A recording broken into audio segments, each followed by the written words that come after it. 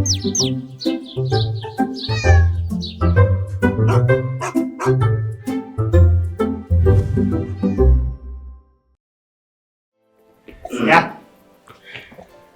За сайн огтоо. За. Наваа бишэлт хийдэг. Хоёр хин гэдэг бай. Цэцэхэн. Цэцэхэн. Аялгаа. Цэцэг хийдгээр юм бай. 8 дугаар анги. 8 дугаар анги. 4-р анги. 4-р анги. За хоёр манай студид ер нь ямар нохоо ирсэн гэж бодож байна. Миний бодлоор Герман авшарк тэгээд Герман? Тэгээд Паг гэж жижигхэн юм Их Британид юм нохоо байх гэж бодож байна. Ер нь 3 нохоо гэж тий. Манай жижигхэн. Чивава. Чивава нохоо мэт юм уу? Мэднэ. За ямар нохоо гэдэг?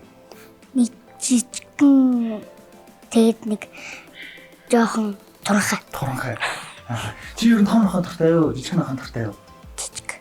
Жижигхэн чи өөрөө жижигхэн бит болохоор жижигхэн нохоо дуртай юм уу? Тий. Тийм. Том нохоо жижигэр яа амар гэдэг юм. За манай охин. Ер нь бол том нохоонд л дуртай. Том нохоо. Жижигхэн нохоо яа дээ. Жижигхэн нохоо ер нь л жижигхэн ч гэсэн бэлчээр томтой тийм амар. Ааштай. Ааштай гэдэг чинь. Гэлээ. Ааштай. За тэгвэл гуруулаа одоо нохоо сонгохдоо мэржлэнгүүдээс асуугаад ээж автагаа зөвлөлдөө энэ нохоогоо шийдэх үү? За. За.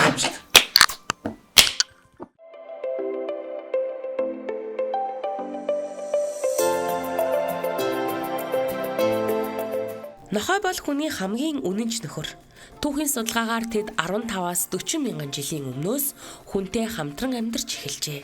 Өнөөдөр дэлхий дээр 340 орчим үйлдвэр албан ёсоор бүртгэгдсэн байдаг. Эдгээр амьтад үнэхээр онцгой чадвартай. Жишээлбэл нохой хүний үнэрлэх чадвараас 10,000-аас 100,000 дахин илүү мэдрэмжтэй, мөн хүний сонсож чадах давтамжаас 4 дахин өндөр дуу авайг сонсож чаддаг. Тэд 250 хүртэлх үг, дохиог ойлгож сурах чадвартайгаас гадна зүү зүүдэлдэг болохыг судалгаагаар тогтоожээ.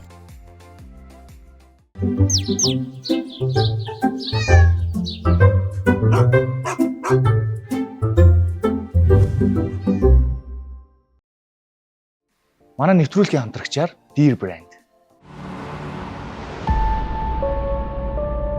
Залуусын сонголт Dear Mongolia.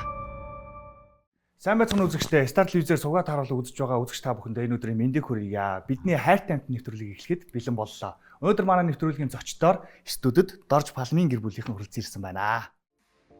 Өрхийн тэргүүн болон гэрээ эзэгтэй хоёул телевизийн салбарт ажилладаг уран бүтээлчид. Том охин Цэцэхэн ерөнхий боловсролын сургуулийн 8 дугаар ангид сурдаг. Бага охин Аялгуу 4 дугаар ангид сурдаг. Дорж Палмын гэр бүл хотод байранд амьдардаг. Тийм болохоор нохой тэжээх нь хэр зохистой вэ? Ямар хүндрэл учирч болох вэ гэдгийг мэрэгжлийн хүмүүсээс асуухын тулд манай нэвтрүүлэгт оролцож байна. Мөн бид нар зөвлөгөө өгөхөөр энэрх мал эмнэлгийн эмч, номин дэлгэр, дог инженер, инх төвчнөр бас хүрэлцэн ирсэн байна. За сайн байцгаана уу? Сайн байна уу? Инх төвшин Европт мэрэгчсэн нохойн зан төлөв сэтгэл зүйгээр дагнан ажилдаг мэрэгжилтэй юм. Тэрээр нохой тэжээх соёл, зөв дадал зуршил болон нохойны сэтгэл зүйн онцлогийг олон нийтэд ойлгуулах чиглэлээр зөвлөгөө өгч ажиллаж байна. Энэрх мал эмнэлэг сургалтын төвийн малын их эмч Номин Дэлгэр нь мэрэгчлэрээ ажиллаад 1 жил болж байгаа залуу эмч. Тэрээр тэжээвэр амьтдын эрүүл мэндийг хамгаалах, эзэдтэй зөв ойлголцох, урьдчилан сэргийлэх үзлэг онцлогоонд нь түлхүү анхаарч ажилладаг шинэ үеийн төлөөлөл юм. За би нэг асуулт асууя. За манай гэр бүл ер нь нохоо тэжээхэд бэлэн үү? Бэлэн. Гэхдээ би бас дахиад нэг юм асуучих. Ер нь нохоо тэжээнэ гэдэг чинь болохоор нэг юм хариуцлагатай үүрэг шүү дээ, тий? Нөгөө одоо хоолн, цаг гаргана, салхилуулна гэд тэрэн дээр ер нь хариуцлага өрөхөд бэлэн үү? Бэлээ. За бэлэн бол хэдүүлээ эхнийх нь нохотой танилцгаая. Тэхүү. За. Яа. Яг уухаар царайтай юу? Энэ зоох юм уу? Ягаад шүү гинэ. Том нохоо. Суу, брэнд суу. Сууц. Нэмс овчарк нь Германаас гаралтай, өндөр оюун ухаантай, сайн сургагдсан үлдэр бөгөөд эзэндээ үнэнчээр зүтгэдэг. Тэд олон төрлийн үүрэг гүйцэтгэх чадвартай, тухайлбал эрен хаах ажиллагаа, цагдаа болон хамгаалалтын ажилд өргөн ашиглагддаг. Гэрээ хамгаалахдаа сахилга баттай, танихгүй хүнтэй бол маш сэрэмжтэй ханддаг онцлогтой. Энэрх мал эмнэлэг сургалтын төв нь хаан уул дүүргийн гэрлэн дохиотоо уул зураар урагшаа эргээд хаан уул эко дүүрэг гэсэн цагаан хаалганы наагур баруун эргэж 200 м яваад Ивэл хотхны урд талд байрлаж байна. Энэрх мал эмнэлэг сургалтын төвийн чадвартай хамт олон таны хайртай амьтанд үйлчлэхэд бэлэн байна.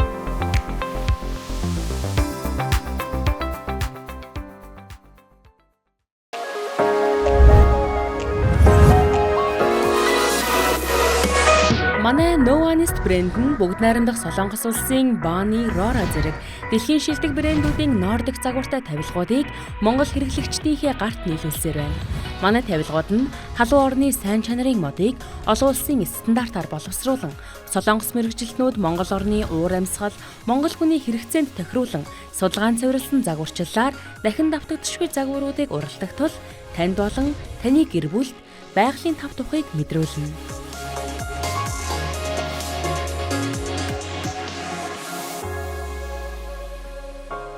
No Honest Nordic амьдралын хэв маяг.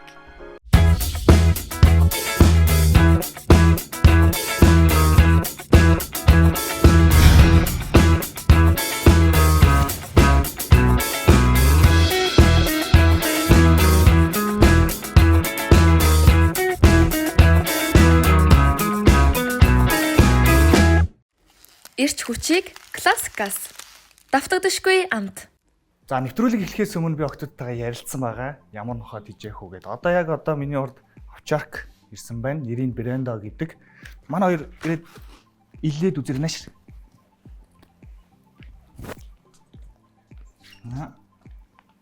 Чи чин жижиг нохоо тавтай дээ.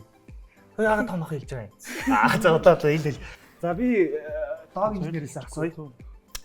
Ер нь одоо энэ нохоог орон сууцад хижээхэд ер нь хэр тохиромжтой вэ? Эсвэл хашаа байшин хижээх тохиромжтой юу? Тэр талаар бас манай Аа. За Герман шефертэй. Германаас үүдэлтэй ер нь бол шитний үйлдвэрүүдийн нэг. За ер нь бол яг хитэг нохоогоо хижээх чинь гэдэг асуулт нэг тавих хэрэгтэй. Хоёрт Герман авчаар хижээж болохгүй би мэдэхгүй. Юу мэдэх вэ гэвэл энэ гэр бүлийн темперамент буюу зам төлөвийн тест тавих хэрэгтэй. Тэр тесттэй тавиулаад та нар өөрсдийнхөө одоо мелиолог ч юм уу, сангвиник ч юм уу, флегматик ч юм уу тэрийгэ тогтоох хэрэгтэй. Холерик ч юм уу тий.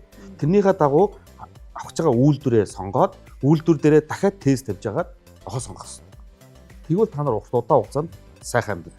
Мелиолог нохоо авчиж та нарыг ингээ флегматик амар юм ирч үчтэй өглөө осоод хагас цайны гуул хатанд өнгөрөөдөг байдаг. Нэг мелиолог нохоо авчих нөгөөд чинь ингээ хажууж ингээ хэрэгдээл ингээ нэг нойрмог юм яваад байвал та нарын хооронд зөрчил үүснэ гэсэн үг хүмүүс. Тэгэхээр манайхан зүгээр харчаал энэ гоё нохоо гэж шууд авч ирээсэй болохгүй. Нэмс овчаркны хувьд бол нэлээд туршлагатай хүн хичээдэг. Дээр нь энэ бол хүчний нохоо. Айран болон цагдаа, онцгой гэж хүчнийхэн хэрэгэлдэг учраас энэ нохоо физик ачаалт маш сайн авч явах хэрэгтэй. Би бол эмэгтэй хүүхэдтэй айл яг хүмүүс бол хамгаална гэж боддог. Хамгаалтыг мэдээж сургах хэрэгтэй. Нэмж ихээр ажлын нохоо гэхээр автоматар гэрийнхнийхээ үгэнд ороод автоматар гадны одоо архиуссан ч юм уу хүүхд рүү халдсан этгээдэг шууд очиж 100 гэсэн баталгаа байхгүй. Бүх нохоог л сургана гэсэн үг. Сургалтаараа тэр тийм бүх юмыг ойлгоно гэсэн үг. Би бол эмэгтэй хүүхэдтэй болон анхны нохоод хижээгч байгаа айлд бол би нэмс овчаркийг бол хийжээс санал болохгүй гэж нэгдэг асуудал. Хоёр дахь асуудал физик ачаалал гэдэг нь маш их хөдөлгөөн хэрэгтэй. Тэгээ хөдөлгөөнөө дагаад хоол унд агаар салхи бүх юм хэрглэж энэ нохооны нэг том асуудал байгаа шүү дээ. Үсний асуудал маш их байдаг учраас ер нь бол ээжнэр нэг өдөр нохоог нь явуулсан гэдэг. Уурлаад. Тэ ер нь бол нэрвтэн. Эрүүл мэндийн талаас бол манай эмч бол ярих баг. Гэхдээ ер нь бол яг удам дамжсан зураг мургийн лахуулт гэлэн байлээ л дээ. Гадаад бол хаагуйны дисбалис буюу ургацэг байна уу, яаж нээж гэдгийг судалж ээж энэ нэмц болон ротвейлер гэдэг тиймэрхүү зэрэглэлийн нохоонуудыг хичээх хэрэгтэй байдаг. Манай за би эмчээсээ нэг асуулт асууя. Ер нь бол одоо манай энэ нохоо маань хөвчлөл ер нь хэр байдаг вэ? Эсвэл одоо тэ энэ үйлдвэрээсээ одоо өөр байдаг уу? Нэг хүмүүний нэг биеийн онцлог байдаг шүү дээ, тэ? Хөвчлөл дээр. За герман овчаркны хувьд гэх юм бол хамгийн түрүүнд сайн төвшаахан хэлсэн төрөлхийн үеийн малтралтай бас байх гэдэг. За тэрнээс нь гадна бас арсны асуудлууд дагаж орж ирдэг. Маш их зүйлд харшламтгай байгаад байдаг. Ялангуяа гэрийн нөхцөлд яг нэг гадаа гарах хугацаа багтай хоолундын дээр нь асуудал нэг анхаарал тавьж чадахгүй байх юм бол харшламтгай байгаад байдаг. Ер нь бол вакцин одоо сар болгон хийх хэрэгтэй юу? Нохооны хувьд гэх юм бол 5 өвчний вирусын эсрэг вакциныг манай эмнэлэг дээр бол 4 удаагийн тунг хийж өгдөг 21 хоногийн зайтай. За тэгээ хамгийн сүүлчийн вакцин дээрээ зэрэгцээд галзуугийн вакциныг хийж өгдөг. За тэрнээс гадна нохоогоо 3 сар тутамдаа буюу улиралд 1 удаа жил болгон туулгаж явах шаардлагатай байдаг. Тэр нохоо сонгохдоо бас нэг эрүүл мэндийн талаас нэг юм байдیں۔ Нэг хүн болгон тэр болгон мэдээд идэх нэг зүйл байдیں۔ Тэр нь нохоо гөлөг сонгох гэж байгаа бол гөлгөний хоёр нүдний өнгийг харах хэрэгтэй. Ер нь бол хоёр өөр нүдний өнгөтэй гөлөг байвал тэр юуг илэрхийлдэг вэ гэвэл нохооныхоо антон дотор нэг юм дутуу гэсэн. Хос эрэхтэн дутуу байх гэсэн. Нэг бөөргүү ч юм уу, нэг нүд нь хардгуу ч юм уу, нэг бол нэг чихэн ажилтгүй. Тэрний илэрхийлэл нь нүдний өнгө хоёр өөр байдаг. Тэрэн дээр бас маш сайн анхаарах хэрэгтэй. Тэгэхгүй хүмүүс гоё онцлог хэрэгтэй байна гэж бодоод тэгж гөлөг авдаг. Нөгөөх нь дүлийн мүлгээ ээждэг байхгүй. Тэрэн дээр бас сайн анхаарах хэрэгтэй. Одоо чи нөгөө муурн дээр бол тэгдэг шүү дээ. Муурны нүд нь хоёр өөр байвал өөр одоо үйлдвэр айгуу сайн мэн гэдэг. Тэр бол муурн дээр л тэгж яригдсан нөхөөс чинь нохоон дээр хэрвээ тийм байх юм бол асуудалтай байна гэж ойлгох. Тэгээ ер нь бол асуудалтай байна гэсэн үг байхгүй юу? Миний нэг нохооны нэг нүдний юм цайвар гэдэг байсан. Тэгээ би тэрийг анх хүүхдээ байхдаа мэддэггүй байсан. Тэр явахдаа нэг сонин явдаг. Цээж айгуу томтой бүх жижигтэй байгаадсан. Тэгсэн чинь тэрний төрөлхийн түнхний малтгалтай байсан. Тэрний юус орохгүй түнхний нүхэн жижигхэн гэсэн. Хөгжөөгүй ч юм уу те. Тэрний илэрхийлэл нь нүдэн дээрээ илэрч байсан. Нохоо бол тийм байдаг. Би одоохондоо муурыг бас судалж амжаагүй. Тэр ч одоо нөгөө хаски ч бас нэг хоёр өөр нүдтэй байна шүү дээ. Үйлдвэрийн онцлог байна. Үйлдвэрийн онцлог бол хаски ч юм уу, маламут ч гэдэг юм уу те. Бид нар бол тийм байх магадaltaй. Бос үйлдвэрүүд бол ер нь бол тийм байх ёсгүй юм билээ. За тэгвэл ер нь бол манай гэр бүл бол ийм том нохой таны хувьд бол ер нь хамгийн анх бол тижээхэд юм димэйл гэж хаалт тавьж байна тий. Тийм би ер нь бол хамгийн анх ер нь бол нохой тижээх димэйл гэж хэлнэ л дээ. Сэтгэлийн хөдлөлөөр тижээгдээд юу гэдэг салбараа гоё ойлгохын тулд ч юм уу те. Тэгвэл энэ гэр бүлийг ч юм уу нэвтрүүлгээ гоё болгохын тулд энэ нохоо гэж гоё юм ярьж бий бол чадна. Гэхдээ ер нь бол яг хөөд ирээдүйд одоо энэ нохоон салбарт миний чадах хөрөнгө оруулалт бол сэтгэлийн хөдлөлөө битгий нохоо аваараа гэдгийг анхааруулдаг. Нэгтгэх асуудал, хоёр дахь асуудал дэлгүүр дээрээс битгий авч нохоо аваараа. Дэлгүүр дээр одоо ингэ зөндөө дэлгүүрээс хорооллоо дүүрэн дэлгүүрэн одоо ингээл энэ тэмдгөө наадам центр гэдэг дэлгүүрүүд. Тэнд зүгээр эд хэрэгсэл зардаг байл нэг өөр гэдэг. Амтан худалдаална гэдэг бол байж бол зүйл гэж хэлж байгаа. Дээр нь тэндээс их өвчлөл гардаг, ирлиз нохоо их гардаг. Ирлиз нохоо авсан айлууд зарим юм бол хайдаг тохиолдлууд байгаа. Тийм. Тэгэхээр дэлгүүрээс биш үржлийн газраас очиж албан ёсны удмын бичгтэй нохоо судлалын холбооны удмын бичгтэй микрочипэн суудсан бүх мэдээлэлтэй ойлгомжтой нохоог үржлийн газраас нь очиж авбал илүү үр дүнтэй, илүү хариуцлагатай гэдэг үг үзсэн. Ер нь бол хүмүүс бас анзаардаг гэдэг шүү дээ нөгөө нохоо хүүхэд нь би нохоонд дуртай нохоо авмаар гингүүд нохоо авж гутлаа нэг сарын дараа хүүхдийн сонирхол нь буураа тий. Нохоогоос өрчлүүлэх ч юм уу тиймэрхүү юмуд бас тохиолддог юм л. Тийм өрчлүүлвэл ч бас сайхан болж байгаа юм. Хаяа шууд чинь гэж үү? Ер нь шууд хайч. Гадаа гаргал. Одоо зөндөл биш. Дэлгүүрийн гадаа явж уйлцсан байх байж. 3 хонлоо гэдэг. Тийм. Эмнэлэг дээр ч гэсэн ерөөхдөө бид нарыг яг завгүй ажиллаж байхад үед гадаа нохоогоо ингээд модноос уйцсан. Аль хэзээний явцсан тиймэрхүү тохиолдол айгүй их гардаг. Тэгэхээр одоо юу гэсэн танаад ингээд нохоогоо үлдчихэж гэсэн үг. Тийм. Дараа нь ингээд камераар шүүгээд харахаар эзэн ирээд хоолтой нь устай нь уяад дөөрөг гараа явцсан тохиолдол бол зөндөө байдаг. Яг энэ хайдаг явдал ганцхан манай Монголд шишил. Хин дээр. Ер нь бол тийм манайхны шүтээд байдаг Америк хүртэл тэгж хайдаг тохиолдлууд байгаа. Яг зэрлэгүү зөндөлдөө ганцхан Монголд байдаг зүйл биш. Тийм учраас сэтгэлийн хөдлөлөөр нохоо хийж хэрэггүй л гэж би зөвлөнө. Хүүхдийн үгээр нохоо битгий аваараа. Хүүхдийн бэлэг бол биш. Энэ бол хариуцлага гэж ойлгох хэрэгтэй. Баар би биш хоёр Хоёроо. Одоо нэг танаас асуухад одоо манай гэр бүл тий одоо хүйсийн хувьд ч гэсэн одоо ийм эмхтэй давмгай тий одоо манай нөхөр тэгээд бид гуруулаа эмхтэй би болохоор зэрэг хавчааркнаас юу айдаг яг тэр амар том сүрлэг нэгдүгээр харагдсан. Хоёрдугаар болохоор зэрэг дуу чангатай, хитрхийн юм чанга дуутай. Тэгэхээр манай гэр бүлээд одоо нөгөө гэр бүлээ ингээ ихэд тодорхойлоорой гэсэртэй. Одоо ингээ би сая бодлоо л да. Манайх бол ийм жоохон юм намуухан, дүлгөөхөн, чанга дуугаар ерөөсөө ярьдаг тийм төрлийн айл биш. Тэгээ хоёр охинтой учраас манайх нэг пижигнээд ингээ хөвгүүцтэй айл шиг ингээ пижигнээд байдаггүй ийм айлд одоо таны бодлоор хамгийн эхлээд нохой тижих гэж байгаа бол ямар нохой та санал болгохгүй.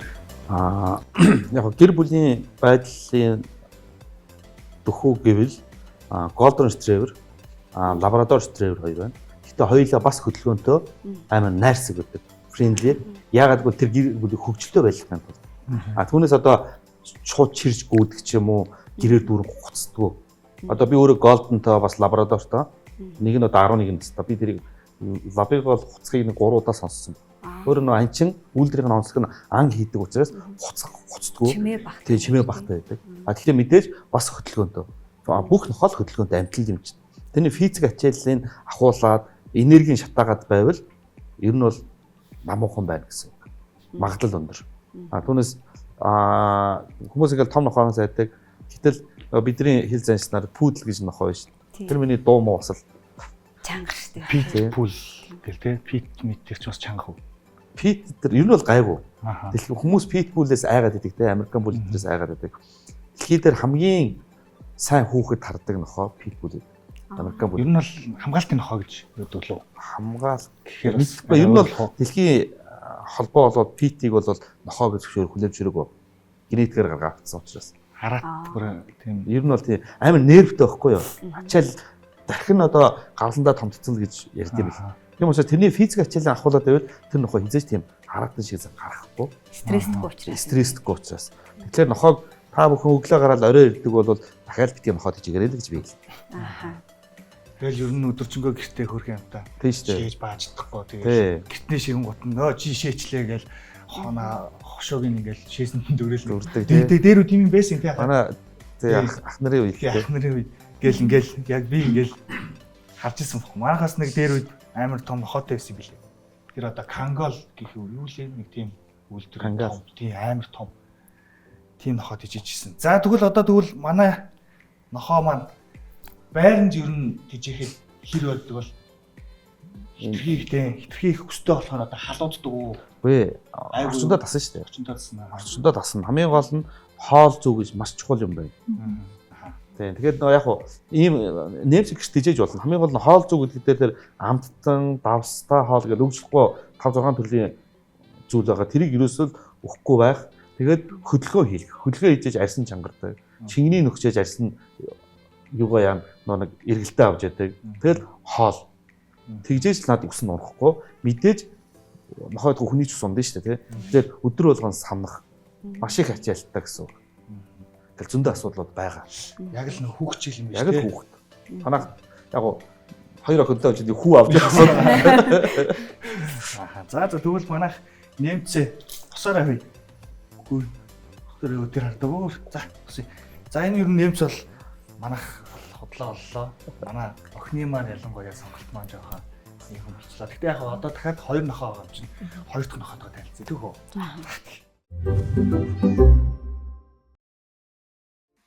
Жижигхэн биетэй богино хөлтэй, том дуурга нүдтэй энэ нохой бол фаг үлдрийн нохой.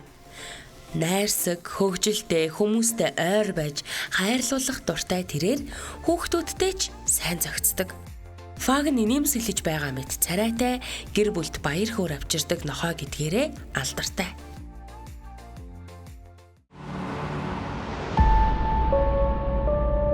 Залуусын сонголт Deer Mongolia.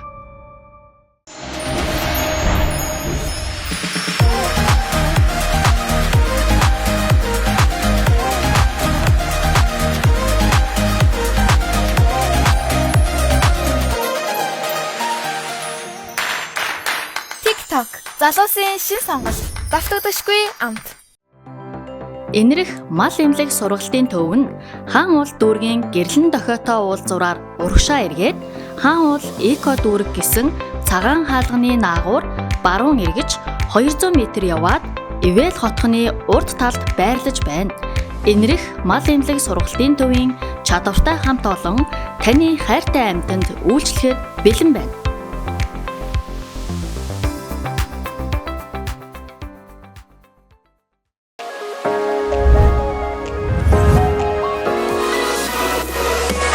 Манай No Honest брэнд нь бүгд найрамдах Солонгос улсын Bonnie Rora зэрэг дэлхийн шилдэг брэндүүдийн Nordic загвартай тавилгуудыг Монгол хэрэглэгчдийнхээ гарт нийлүүлсээр байна. Манай тавилгууд нь халуун орны сайн чанарын модыг олон улсын стандартаар боловсруулан, Солонгос мэргэжилтнүүд Монгол орны уур амьсгал, Монгол хүний хэрэгцээнд тохируулан, судалгаан цэвэрлсэн загварчлалаар дахин давтагдшгүй загваруудыг уралдах тул танд болон таны гэр бүлд байгалийн тав тухыг мэдрүүлнэ.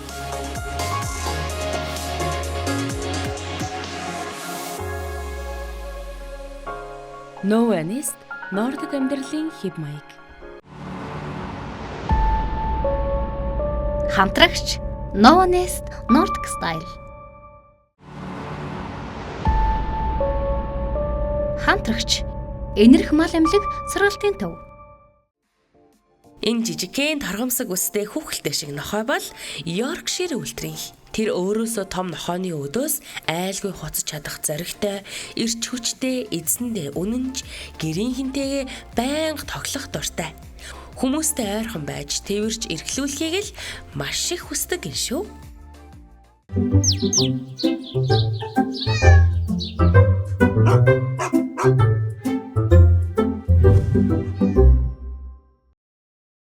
За манай студид маань хоёр нохоо хүрэлцэн ирсэн байна. Carrie, Lucy. За манай энэ Carrie маань болохоор хаа ер нь ямар нэртэй одоо үйлдвэр нь? Тий, үйлдвэрийн нохоо. Наадлын нөхөр паг юм шиг харагдаад байна л да. Тийм паг гэдэг. Тэгэхээр чи одоо үйлдвэрийнх нь юу вэ? Үйлдвэрийнх нь. Тийм. Аль хаанаас гаралтай байна гэдгийг сайн санахгүй байна. Тэр саад нь бол Yorkshire байна. Энэ хоёр зүгээр яг зам төлөв хэдүүл ярьсных ингээ харахад энэ нийгэм шиг харагдаж байгаа л. Тэр болохоор нийгэмшсэн эзлүүдтэйгээ айгүй бол гадуур айгүй гардаг, ордог, машин тэргээр явдаг, дэлгүүр орш айгүй явдаг бай. Магадлал маш өндөр байгаа. Наадлын нөхөр ер нь бол гэртээ ганцаараа ч юм уу нэг их гардгүй ч юм уу тийм байгаа. Нийгэмшээгөө байдалтай байгаа ч тийм. Ягаад гэж анхэр энэ гаслаа генаал чичрээл ингээд салглаад тэр болохоо хэдий эзнийгээ харж байгаа ч гэсэндээ тэр хүн ингээд илүүлээд. Ер нь аашлал тэр илүү аашлах магадaltaй бас. Yorkshire тэрэн тий. Дээр нь бол эзлүүдэд гэж зөвлөхөд нохоонд ийм цэвж ерөөсөө зуршлахгүй. Цэвж зүүх юм бол нохоо ингээд удирдлаггүй, чирдэг, орилдог, үсэрдэг бол. Тийм учраас нохоондоо заавал хөзөв сүүж явах хэрэгтэй тий. Одоо энэ чинь хоёулаа эмэгтэй нохоо болохоор би бас эмчээс асууя. Үржүүлэхдээ үржлэг хийх спей. Тэр талаар таас нэг үзэгчтэй болон зочдтой яриад өгч. За яг хоо бид нар спей спей нөтрг яриад байдаг. Энэ маань юу гэсэн үг юм гэхэлэр спей гэдэг нь болохоор эм нохоон дээр ашигладаг билэг байгаа. За эм нохоон дээр 90 нохоон дээр адилхан үржлийн хаах мессежбэрийг ер нь зайлшгүй хийх шаардлагатай байдаг. Хэрвээ одоо юу гэдгийг эцдүүд нэг албан ёсны эрхтэй за тэгээ олон жилийн туршлагатай үржүүлэгчд биш л бол заавал үржил хаах мессежбэрийг хийх нь зүг байдаг. За үржил хаах мессежбэрийг хийлгэснээрээ олон юмнаас сэргийлж чаддаг.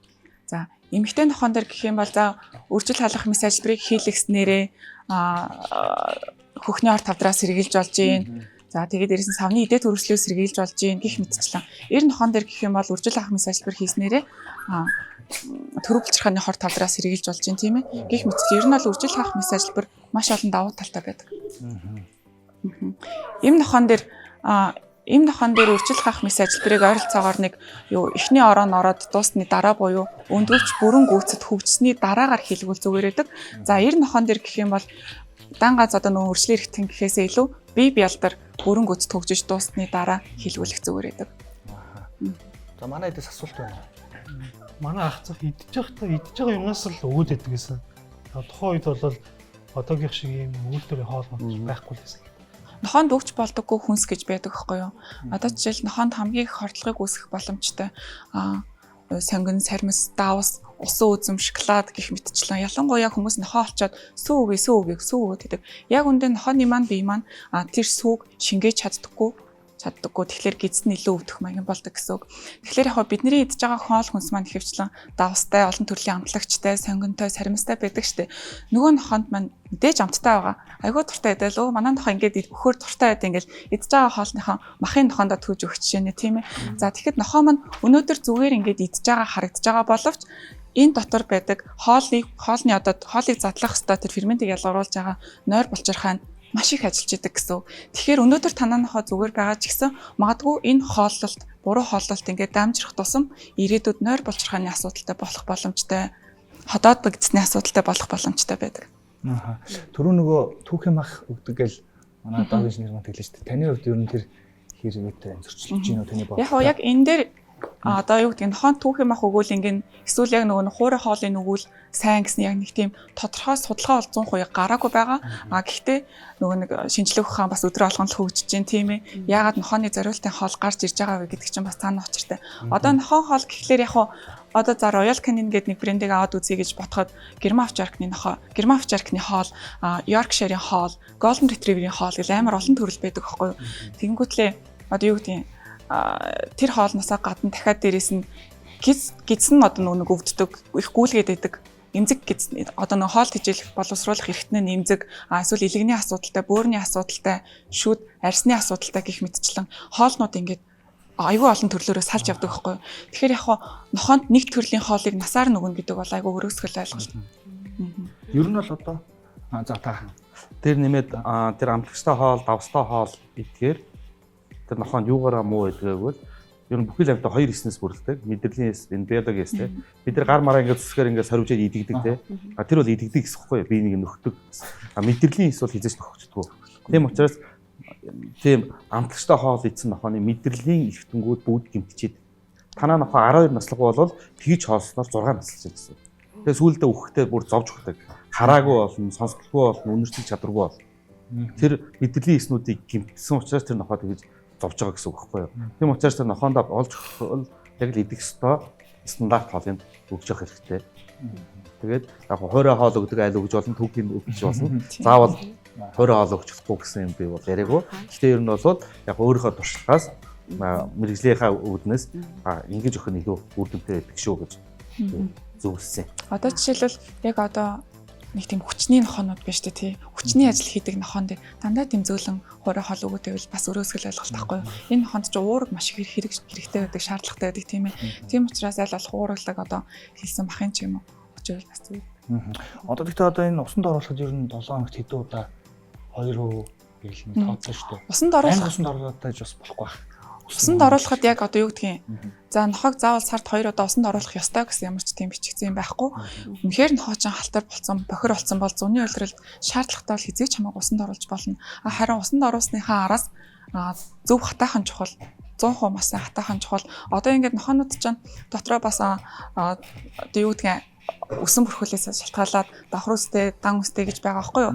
Тэгэнгүүт гаднаас нарахаар нохоо маань хатцсан харагддаг ч гэсэн яг угсныхаа уг чийг нь байж идэг. Тэгэнгүүт бид нэр хатцсан юм чи ингээд аваа гарцдаг, нохоо маань даарчдаг. Daarангууд юу хөө одоо биеийн дотор нь байгаа, дархлаа нунангууд биеийн дотор нь байгаа янз бүрийн вирус, бактериуд нь дархлааг нь дарангуулад ханиад хүрэх ч юм уу. Тийм хамгийн наад зах нь амьсгалын одоо нэг асуудалтай болдог ч юм. Тийм хөө тохиолдол. Тэгээд арьс нь сулардаг, гүйц хатааг учраас арьс сулрахаар яг үгүй үсийг хэмжээтэй юм. Тийм учраас нохоогоо хатаахын тулд заавал алчуураар юусаа арчлахгүй гэсэн. Заавал зориултын синс, хүчтэй синс гэдэг. Тэр синсээр синстэй шатах. Тэгээд нохооныхон шампуныг сонгож авахдаа бас аягүй чухал. Тэр талаас нь хэлж.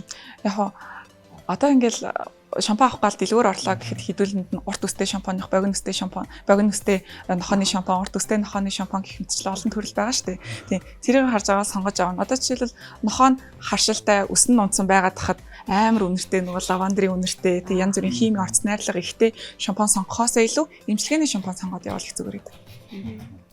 Эмчээсээ нэг юм лавлаад асууж одоо би манай бага охин бит хоёр харшилтай байхгүй юу? Амьдны харшил одоо сорил тавилсан ч муурны харшил гэж байгаа. Тэгээд одоо бид нар уг нь нохой тэжээмээр байдаг. Гэхдээ харшилтай л бол заагсч тэжээсэн одоо ингээд харшлаад байна. Харшил нь ингээд сэтрээд байгаа гэсэн.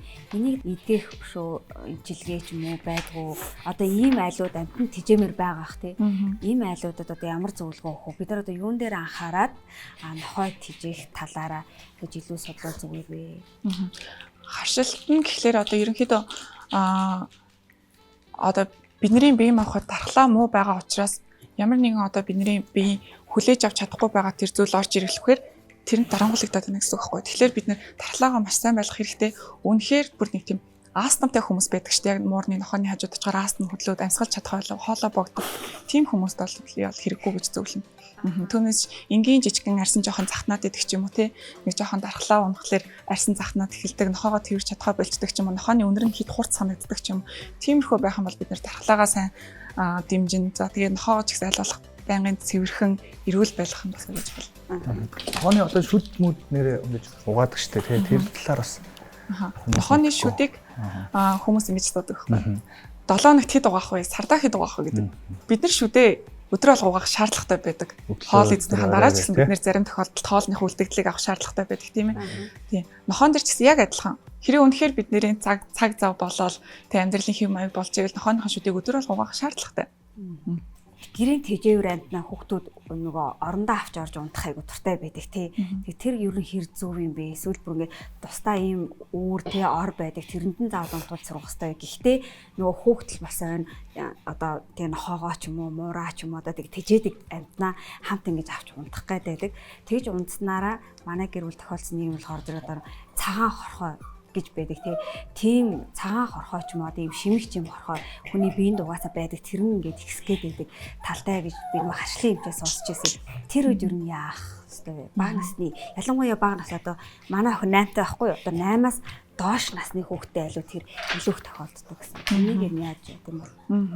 За нохоон дээр ойролцоогоор 14-өөс 19 төрлийн шимэгч хорхоо гидсэн дотор нь боёо одоо нарийн гидсэнд шимэгчлээд амьдарч идэг. За тэднэрээс хүнд халддаг одоо бидний хамгийн сайн мэдих төрөл нь болохоор нөгөө цагаан орхоо манайгаад байгаа байхгүй хүнд халддаг хүүхдэд халддаг тийм ээ. За хэрвээ үнэхээр нохоо тижээх гэж байгаа орон дээр авч хамт унтах гэж байгаа за эсвэл нохоогоо үнсэж байгаа тэрж байгаа тийм ээ. Тиймэрхүү байгаа тохиолдолд бол туулгыг заавал бүр зайлшгүй шаардлагатай уух шаардлагатай 3 сар тутамдаа. За тэгээд хэрвээ үнэхээр нохоо нь одоо нөгөө нэг хевсэн дээр орон дээр бөксөө чирээд ч юм уу те баасныхаа дараа бөксөө их долоогоод ч юм уу тиймэрхүү үед хідүүлээ аль болох баасан дүндх хөвлөх шинжилгээ хийлгэж ивэл зүгээр байдаг. За цагаан орхооны хувьд гэх юм бол нохооны маань бие туулга уухгүй байх юм бол нохоотойгоо хамтдаа 7-8 жил шимэгчлээд хамтдаа амьдарч идэг. Тийм. Тэгэхээр яг бидний нүдэнд цагаан орхоо үнэхээр том болсон байх юм бол харагдана баастайгаа хамт харагдана. Гэхдээ бидний нүдэнд нөгөө өндөгнүүд нь харагддаг байхгүй юу. Тэгээ нохоо гэрт баалаа бид нар салфетгаар ингээл авчлаа харахаар цэвэрхэн. Гэхдээ өндөг байгаагүй бид нэр хэлж мэдэхгүй байхгүй ариутгаагүй учраас тэгэхээр нөгөө нэг жоох хүүхдүүд маань ингээл газараар явж байгаа бол гараа огоогүй амандаа хийхэд л тэр аль хизээний өндгийг ингээд гисэнд авчиж байна гэсэн үг байхгүй. Тэгэхээр нохоо тижээхдээ хамгийн түрүүнд эмнэлэгт заавал хандах шаардлагатай вакцин, туулга, за тэгээ гадна паразит буюу хачиг бөөсний эсрэг эмчилгээг заавал хийлгэх шаардлагатай их нээлтсэн дээ. Одоо том ч бай, жижиг ч бай нохоог өөрийн гэсэн орчинтой буюу бокс ийм өөрийн гэсэн торонд байх хэрэгтэй. Тэгжээ тэр нохоо хүмүүжлэхгүй юу? Манайхан бас нэг хоромт хийгээл нэг харчлаа амтны хууль мөл бас нэг ярьдэн шүү дээ. Гэтэл өөрсдийн хүүхдүүд тусдаа өрөөнд байдаг үст. Тусдаа өрөөнд дууддаг тий. Өөрийн гэсэн өрөөтэй, өөрийн гэсэн ортой байдаг, өөрийн гэсэн тоглоомтой байдалтай яг адилхан нохоо өөрийн гэсэн орчинтой. Яг тэндэл байх хэрэгтэй. Нүүнээс тэгээ бусдууд яг ингээл дураараа явж болно. Унтах цаг ч юм уу гэрээс эзлүүд явахдаа нохоог тэр торонд нь үлдээ. Тэр бас нэг хүмүүжил нийгэмшил. Тэрийг маш сайн ойлгох хэрэгтэй. Бид нөгөө бие бинийг танилцаагүй, танихгүй байгаа шүү дээ тий. Тэр би одоо энэ нохоог тэрвэрх юм уу хүзүүнээс нэг хэр хүзүүг нь боочих гээд байгаа юм шиг нэг эвгүй тий. Би тэр бие бинийг ингээд ойлголцохгүй байгаа тохиолдолд хамгийн түрүүнд нохоотой яаж харилцах хэрэгтэй вэ? Дэлхийд дээр guide dog гэж хараагүй хүний өгдөж нохоо. Trappy dog гэдэг эмнэлэгт ажилладаг нохоо гэдэг тий. Тэр нохоонууд одоо guide dog гэж жишээл guide dog 2-3 жил бэлтгэл хийдэг. Хараагүй хүний бэлтгэлийг. Тэгээ шалгалтандаа ороод тэр нохоо шалгалтандаа тэнцвэл цаашаа хараагүйний зүйлийг шалгалтаа тэнцэхгүй бол тэгээд хий димээ 3 жил үр дүн өнгө. Тэр тэнцэн нохоог эзэнд нь хараагүй хүнд нь яг ямар мэдрэмж өгдөгөө гэвэл хүзүүгчийн зүг. Хүзүүчин зүүхгүй гаднаас орж ирээд би одоо энд ингээд хүзүүчин зүүхэд энд надтай тийм татны харьцаа буюу надаас тийм халамж анхаарал мэдэрч идэг. Мэдэрч идэг. Тэгвэл шууд барьж аваад илээл ингээд тэрхэх нь бол нохоо хүчрхийл үүдэх юм шиг байхгүй юу? Тийм үү. Одоо бид энэ нохоод одоо хүчрхийлүүлдэг. Энэ хүчрхийлээс болоод. Тэгэхээр нохоо хийхдээ дассан эзэндээ очиж тэрүүлэх нь өөрт нь дуртаагаас одоо та бол ингээд шууд ингээд тэрвэл ингээд хүчээр барьж аваад ингээд дагаад байлгах гэдэг тийм. Энэ нохоо ч ямар ч ойлгомжгүй байдаг. Эзэн хайж явах гэж байгаа юм уу те? Хайчгаа гэж нохоо ч нэг ухаантайдаа галтны буудлаар 10 жил эзний хүлээгүй байхгүй юу?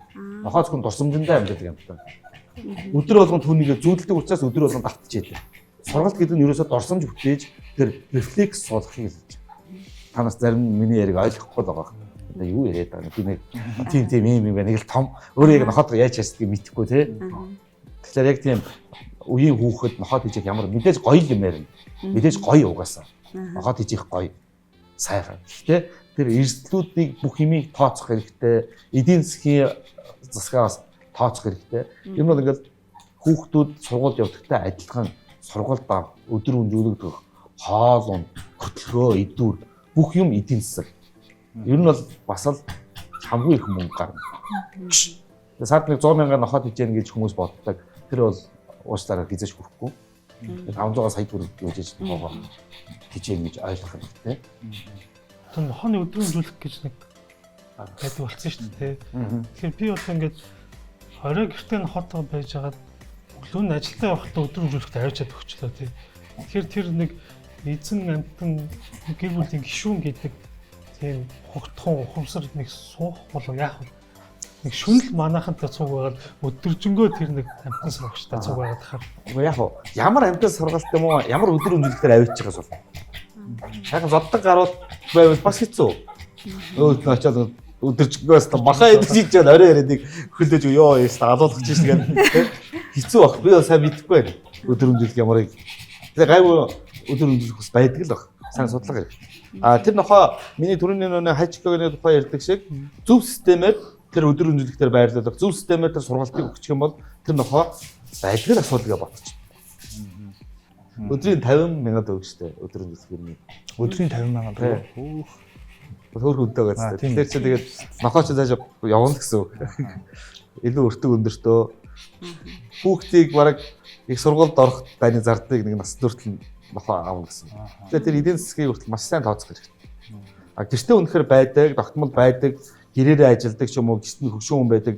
Тэрнтэйгээ юу хантай гэж байж болох зүйл байхгүй нохоо. Зөв хүмүүжүүлээ, зөв сургаад авчвал маш их хэрэгтэй. Ялангуяа эрэгтэй хүүхдтэй айл, эрэгтэй хүүхд нохоо бол маш хэрэгтэй. Ирээдүйд нь маш их нөлөө үзүүлнэ. Зөв хандлагатай болгоно. Цагийн цагтаа гэдгийг ойлгодог болгоно. Эмэгтэй хүнийг хайрлах сурна, итгэхийгээ хайрлах сурна, бүхий л амьтныг хайрлах сурна, өөрийгөө ч хайрлах сурна, цагаач хайрлах сурна. Тэгэхээр эрэгтэй хүүхдтэй айл ер нь бол хүүхдэд нохоо маш их. Ер нь хүнд амьтан маш их хэрэгтэй. Хүн өөрөө ганцаараа амьдардаг учраас бос амьтан байдаг гэдгийг бас ойлгох гэсэн. Хариуцлага өгсөрч байгаа тийм маш их хариуцлага. Хайраар дамжуулаад хариуцлага аавна гэсэн. Залуусын сонголт Dear Mongolia. Хамтрагч Novonest Nordic Style.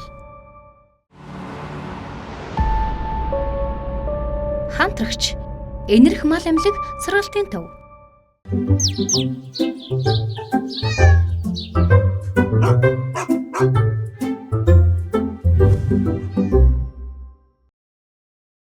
Одоо ингээд бодоход ингээд нэг бодлын гоё юм шиг, нэг бодлын муухай юм шиг. Одоо бидний гэр бүлийн хувьд болохоор ингээд бид нар чи манай гэр бүл бүгдээрээ амьтан тартай. Тийм гэр болохоор энэ бол боломжийн юм шиг. Нэг бодлын мөнгөнд талтай болох нэг бодлын боломжгүй юм шиг нэг тийм. Мөнгөний тал дээр үү? Бас их ухаантай. Ааха. Тийм их үзэгдсэн. За одоо ер нь манай оролцогч нар маань бодъё гэж байна. Таны хувьд ер нь маш зөв хариулт. Бодох хэрэгтэй. Бас дахин бодох хэрэгтэй. Маш сайн бодож судалж иж нохоо тижээхгүй.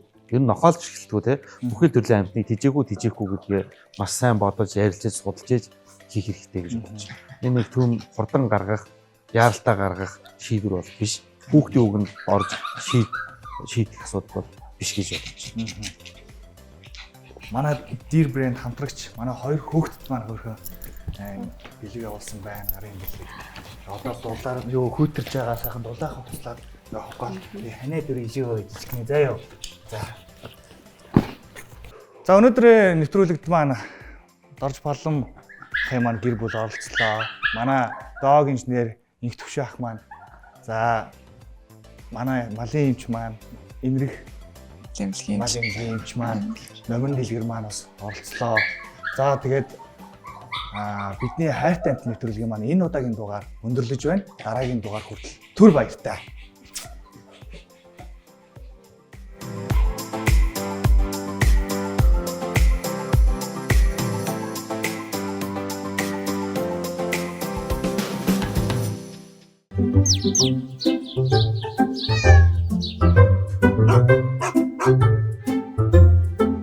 Thank you.